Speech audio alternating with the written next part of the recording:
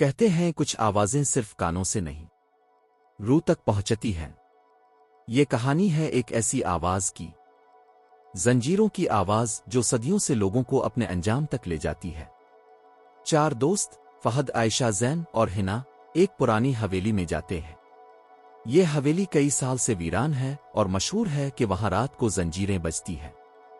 اسی وقت دور سے زنجیروں کی تیز آواز سنائی دیتی ہے۔ زین ایک کمرہ کھولتا ہے، اندر اندھیرا اور فرش پر پرانی زنجیریں بکھری پڑی ہیں۔ اچانک زنجیریں خود بخود ہلنے لگتی ہیں جیسے کوئی ان میں بندھا ہوا ہے۔ یہ کیسے حرکت کر رہی ہے؟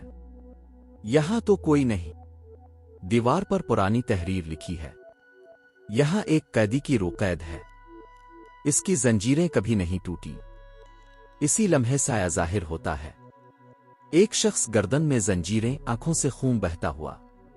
کسی نے مجھے آزاد نہیں کیا، اب تم سب میری قید میں ہو۔ دوست بھاگنے لگتے ہیں، ہر راستے پر زنجیروں کی آواز ان کا پیچھا کرتی ہے۔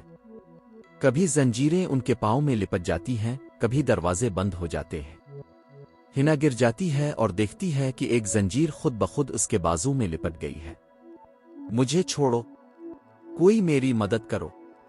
آخرکار وہ بیسمنٹ میں پہنچتے ہیں، وہاں ایک بڑی لوہے کی زنجیر لٹک رہی ہے۔ زنجیر خود بخود حرکت کرتی ہے اور ان سب کو گھیر لیتی ہے۔ جو بھی یہ آواز سنتا ہے ہمیشہ کے لیے میرا ہو جاتا ہے۔ روشنی بجھ جاتی ہے۔ اگلی صبح لوگ حویلی کے باہر صرف ٹوٹے ہوئے موبائل فون اور ایک ریکارڈنگ پاتے ہیں۔